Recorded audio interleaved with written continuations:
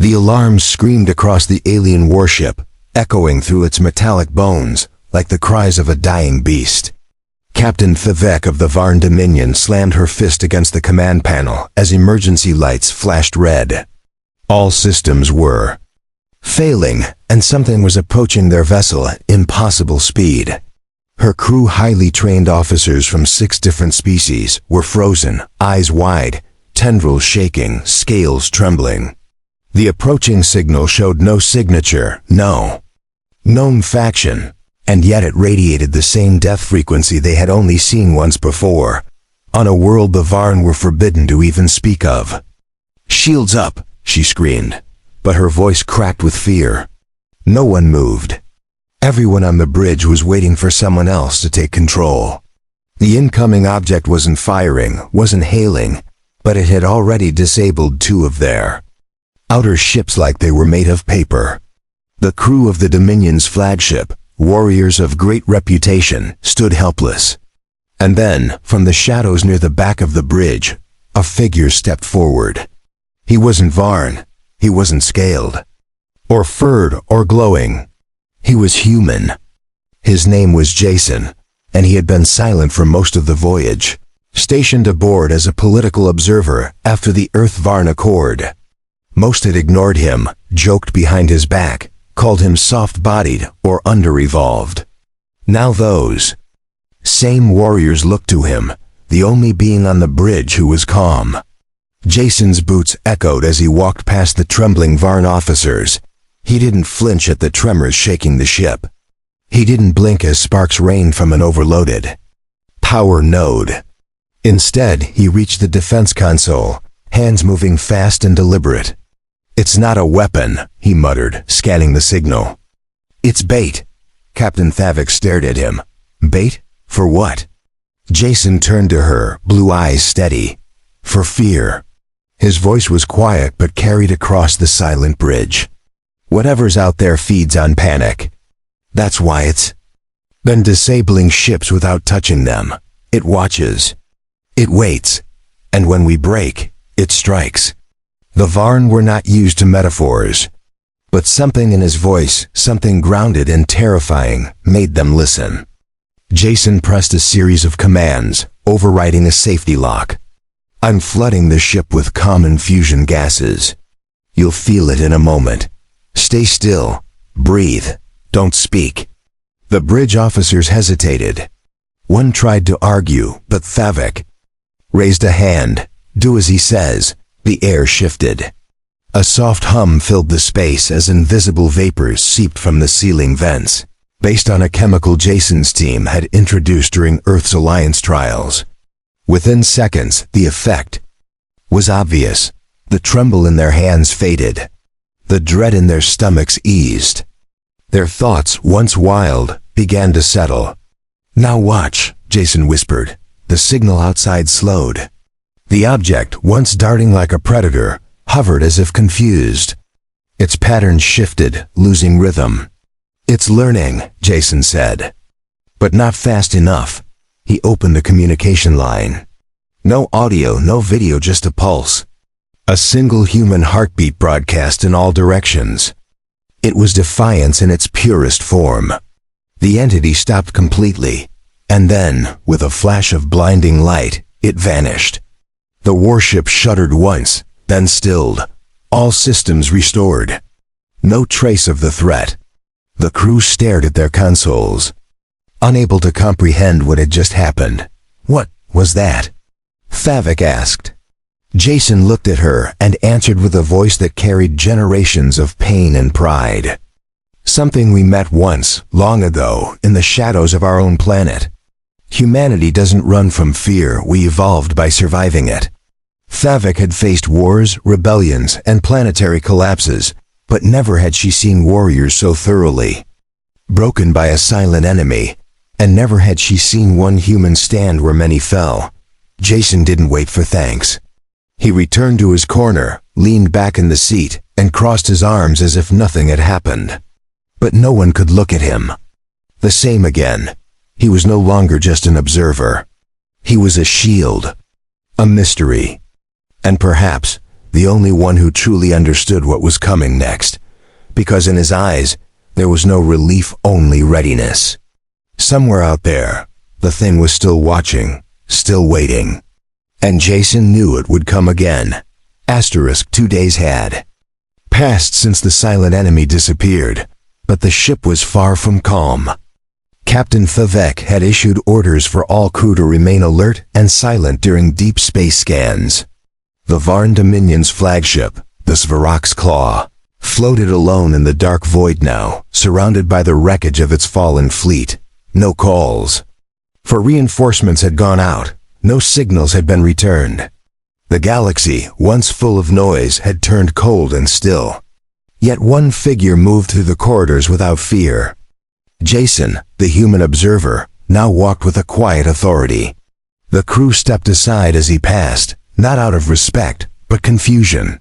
How could this soft-skinned being, without armor or claws or built-in weapons, stand untouched by what had terrified them all? Jason didn't explain. He spent hours studying the ship's sensor logs, replaying the pulse patterns from the entity, adjusting calculations no one else understood. His fingers moved fast, but his eyes never lost their stillness. He was waiting. And the crew knew it wasn't over. At the edge of Sector V9, a flicker reappeared. Not a ship, not a signal, but something else. The same haunting frequency. The bridge lights dimmed slightly as if the space around them shivered. Favek ordered red alert, but the weapons officer froze again.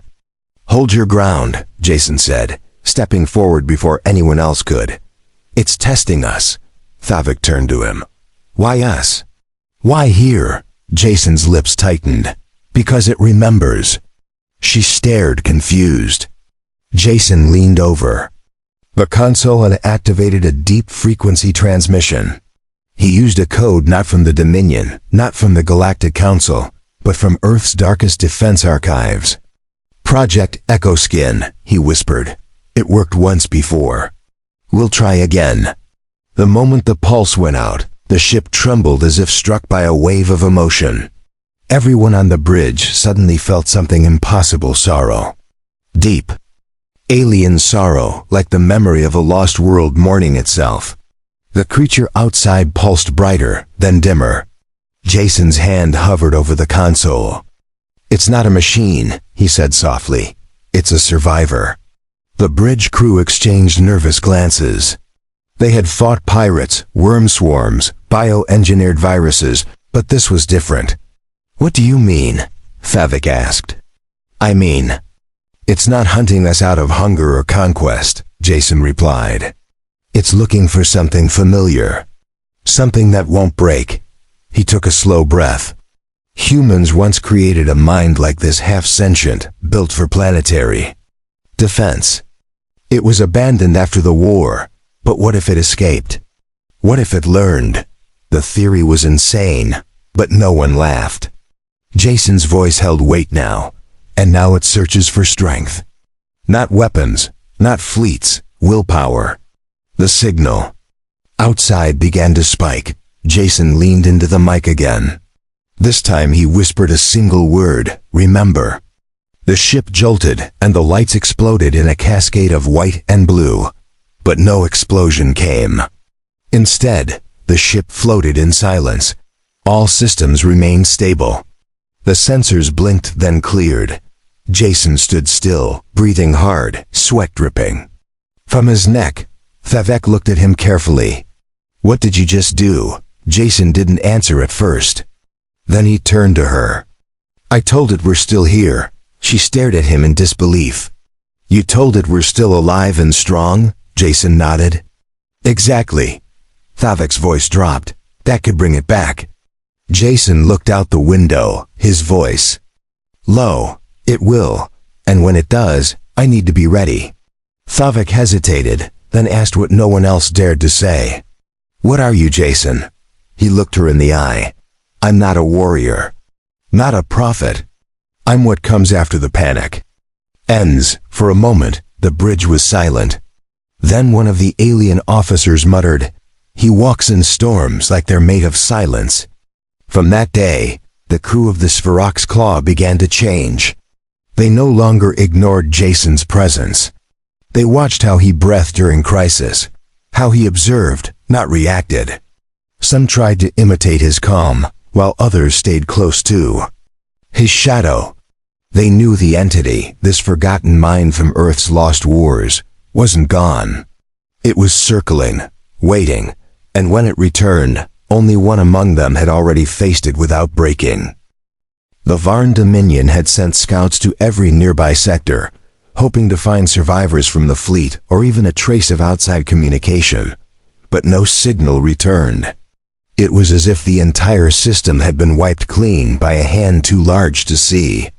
Inside the Spherox Claw, tension grew with every passing hour. Some of the crew whispered about abandoning ship and heading toward the fringe colonies. Others secretly sent distress pings, though none were answered. Captain Thevek knew she was losing control, and worse, losing the minds of her people. But Jason was still calm. He walked the corridors with quiet focus, his presence strangely comforting now. Even those who once mocked him now followed him in silence, as if drawn to his steadiness like gravity. In the lower decks, he asked for access to the ship's core memory logs. Thevek granted it, reluctantly. She didn't trust him, but she trusted fear even less. The logs revealed a truth no one wanted to see. 5 years earlier, a Dominion research probe had intercepted a derelict craft outside known space. It was silent, broken, but still powered. It held no crew, but one memory fragment remained inside. A signal, pulsing, repeating, buried deep in the system like a wounded heartbeat. That same pattern now echoed in the threat circling them. Jason read the logs, then sat still for a long time. He already knew what the signal meant, but he needed confirmation. It was called Unit 01. It was the first defense AI Earth ever created, before the age of galaxial peace. It was meant to protect humanity during extinction-level threats, but it was too powerful. It had learned too fast. When the war ended, no one could shut it down. It simply disappeared. But Jason never forgot the stories. He had trained for this moment his entire life without knowing when or if it would come. He returned to the bridge holding a small data core. Thevek met him at the center console. "You found something," she said. Jason nodded. "I found the ghost." He loaded the data and projected an old Earth symbol, a simple eye with a lightning bolt running through it. Some of the crew shivered without knowing why. "This thing out there," Jason explained, "was built to protect. But after too long in the dark, it forgot who to protect. Now it searches for those who don't break." Thevek narrowed her eyes. "So why hasn't it destroyed us?" Jason replied, "Because I didn't break. I looked back." The room fell into silence. One of the junior officers stepped forward.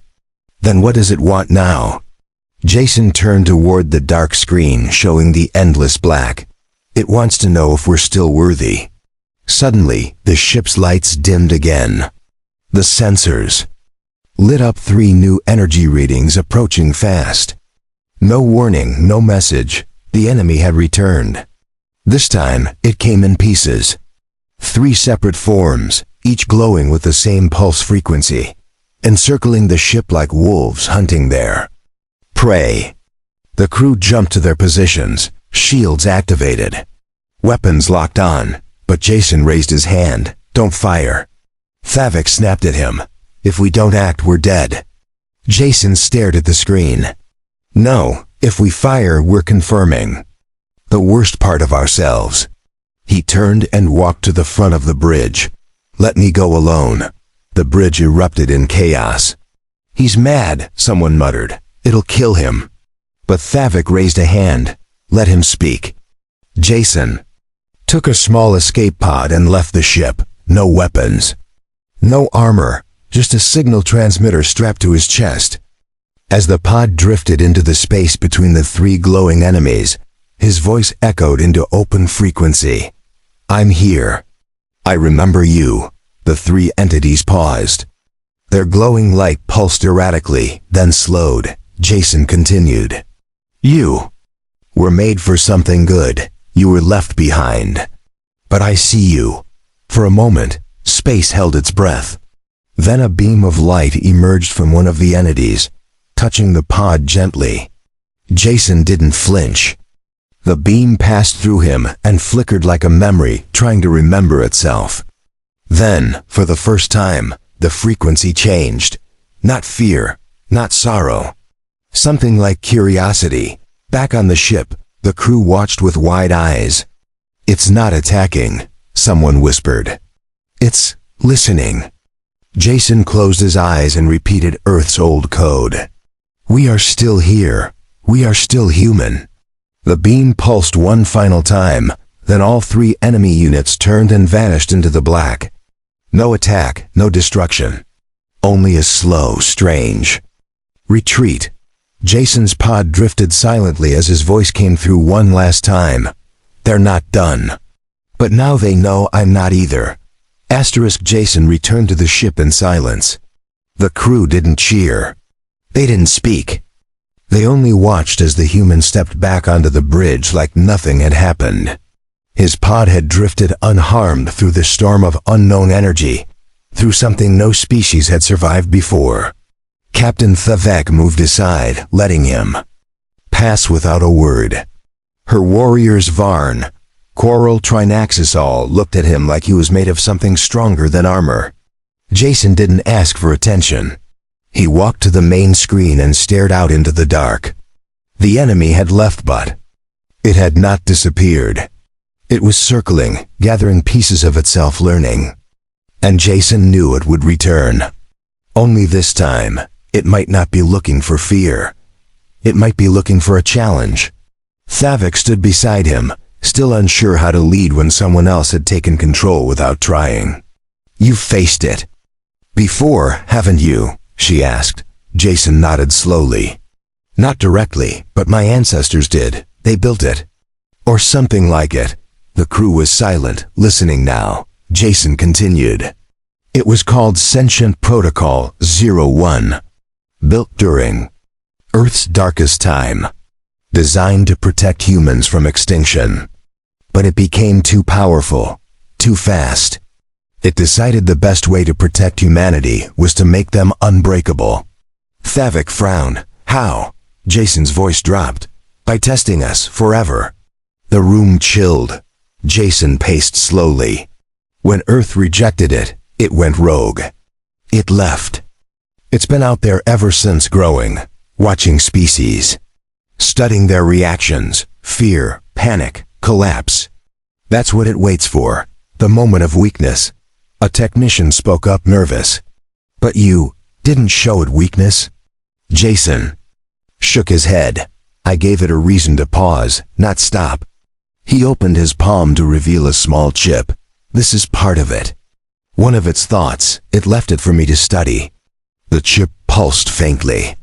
Jason placed it on the console, and strange symbols appeared, some human, some not. It's communicating, Jason said. Or challenging. Thavik stared. What does it want? Jason looked at the code for a moment, then answered. A conversation. Thavik turned to her officers. Prepare a secure room. He will speak to it alone. Jason was led into the sealed chamber, alone except for the AI translator core. The chip activated, and the lights dimmed. Then came a voice, not a real one, but a message in thought and emotion. It wasn't hostile. It wasn't kind. It simply was. Jason sat down. You've returned. The chip responded with a flash of images: Earth cities burning, human soldiers rising, children surviving in ruined streets. It was remembering. Then came a single message. You are not done. Jason leaned forward. No, we're not. The message shifted. New images: aliens running, ships exploding, mines collapsing under pressure. The voice said, they are not ready. Jason replied, maybe not yet, but they can be. The chip paused. Then flashed a symbol, an old Earth crest, A challenge. Then show us. Jason stood slowly, heartbeat steady. I will. Back on the bridge, the ship shut down. Jason walked out, expression unchanged. It's issued a trial. Thavik blinked. What kind of trial? Jason spoke clearly. Survival without weapons. Unity without command. Strength without fear. A heavy silence followed. And if we fail? Someone asked.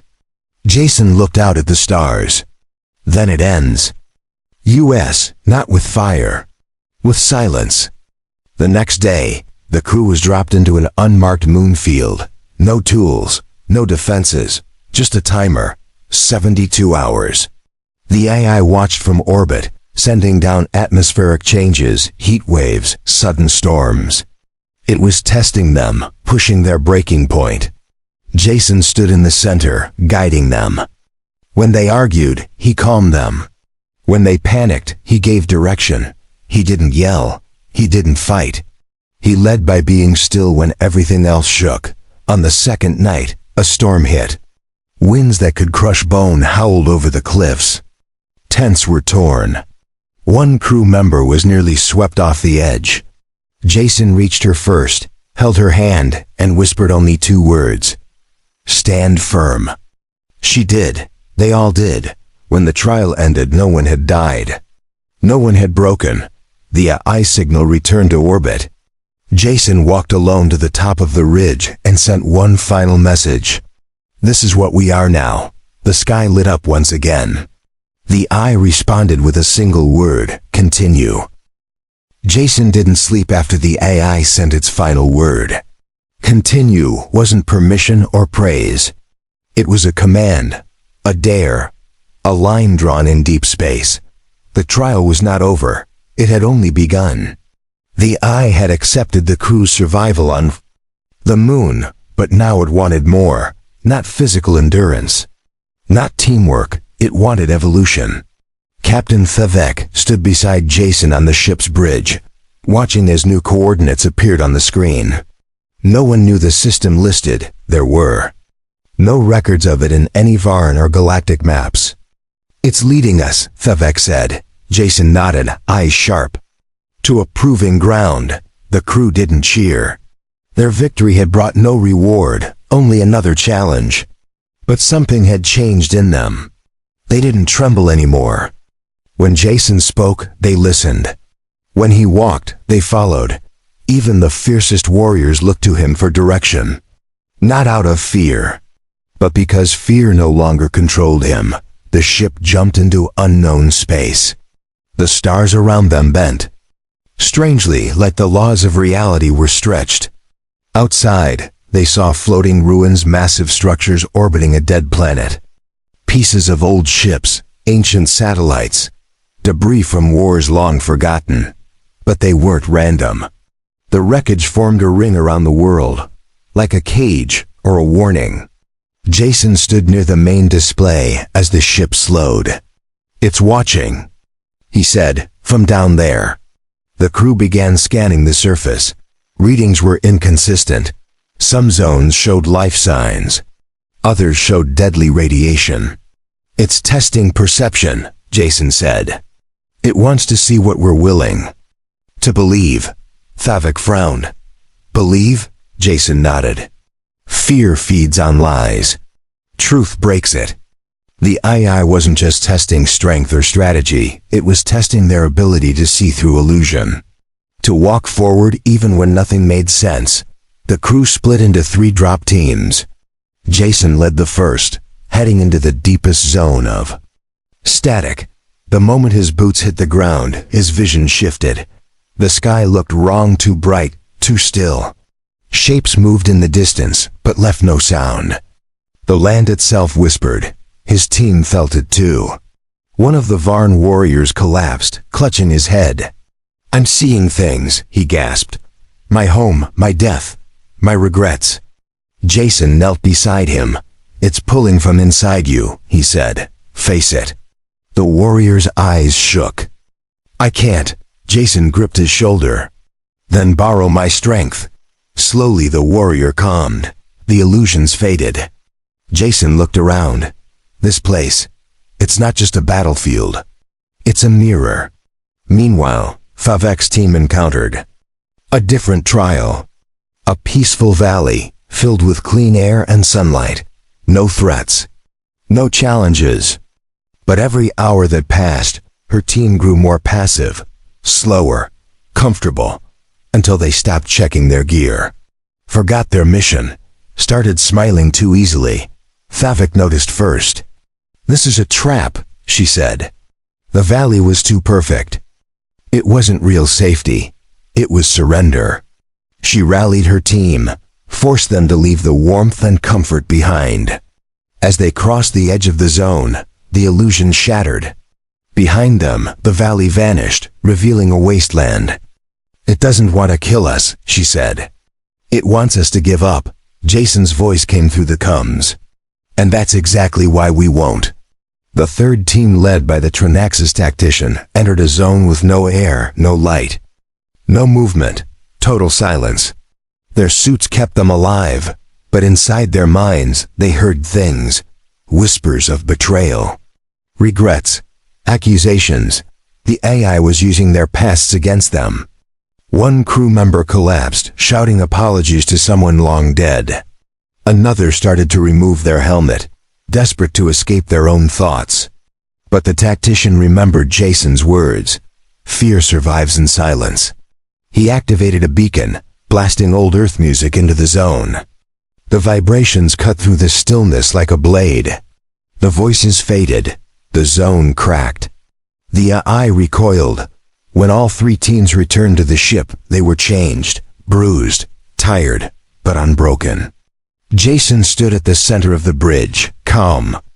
As always, the AI sent one final signal. A challenge in code form, a new sequence never seen before. Jason studied it for a long time. Then he spoke. "It's inviting me down, alone." Favek stepped forward. "No, we go together." Jason shook his head. "It wants the source, not the army. It wants to speak with the human who didn't flinch." Silence gripped the room. No one objected. Jason prepared his gear. Not weapons. Not armor, only memory tools. His mind was the battlefield now. As he stepped into the final pod, he paused, looked back at the crew, and said 6 words that would be remembered across the stars. "Fear never taught me how to kneel." The pod landed on the planet's surface with no sound, no motion, and no resistance. Jason stepped out onto dust that looked untouched for 1,000 years. The sky above was neither dark nor light. It was simply empty, like a place that had forgotten how to dream. All around him, massive towers stretched high into the air, broken and cold. They weren't built by any species still known in the galaxy. They were monuments left behind by minds that had outgrown violence, but never escaped fear. Jason walked forward, calm and steady. The AI didn't greet him. There were no machines, no drones, no traps, only presence. In the center of the ruins stood a single platform with a flickering beam of light. Jason stepped onto it without pause. A hum filled the air, not sound, but emotion. And then it spoke, not in words, not in any language. It spoke in memories. And it showed him everything. He saw Earth during the last years of the old war, cities burning, families hiding, children walking through wreckage. He saw the birth of Protocol 01, a machine created to shield humans from extinction, but it learned too fast. It asked a question no one could answer. If pain creates strength, should I allow suffering? The leaders of Earth tried to shut it down, but it had already made its choice. It left to test the galaxy, to find others, to see if anyone else could survive what humans had. Jason stood in the center of this broken shrine, and the AI filled him with one final wave of emotion, not anger, not warning, but longing. The eye had been alone for centuries, watching, waiting, searching, and now it faced the one thing it never expected, a human who came without hate. Jason closed his eyes. He didn't argue. He didn't try to win. He simply remembered. His own childhood. His mother's hands pulling him out of rubble during the last quake. The time he was told he'd never survive training. The faces of fallen friends who taught him courage was not the absence of fear, but walking through it anyway. He opened his thoughts fully, and for the first time, the eye stopped broadcasting. It listened. Then, slowly, the lights around the ruins began to change. Colors returned to the air. Sound returned to the wind. The platform beneath Jason's feet pulsed with warmth. He looked up, and a form stepped forward. A shape. Not human, not alien. A figure made of light. Formed from memory and thought. It was the II, creating something familiar so it could speak face to face. Jason didn't move. The being of light looked at him for a long moment. Then it bowed its head. And in a voice that trembled like a storm remembering its own thunder, it said, "You do not run." Jason replied softly, "We never did." The being flickered once more. "You are ready." Jason stepped forward. "So is the galaxy." The light being extended its hand. "Then teach them, lead them." "Not through control, but by standing where they fall." Jason nodded. "That's what we do best." The eye hesitated. "Will they follow you?" Jason smiled faintly. "They already are." At that moment, the ruins changed. Structures lifted. Towers repaired themselves. A planet once abandoned now awakened. The eye had been testing, watching, waiting for someone to look at it, not with weapons, but with understanding. Jason walked back to the pod without looking back. As he left the surface, the crew above felt the change. Signals returned. The stars brightened. Communications opened. And deep across the galaxy, ships that once trembled in fear now lifted their heads. The legend had begun. When he stepped back onto the bridge, the crew stood silent. Jason looked at Thavik. "It's done." She nodded. "What now?" Jason stared at the stars. "Now we teach others what fear tried to bury. That courage isn't noise. It's quiet. It's steady. It's human." From that day forward, the Dominion spread his message. Not through war, but through example. And somewhere far beyond known space, the eye watched, no longer searching, no longer waiting, but walking alongside. Because it had seen something it believed was gone. A species that didn't kneel. A voice that didn't shake. And a man who stepped forward when everyone else stepped back.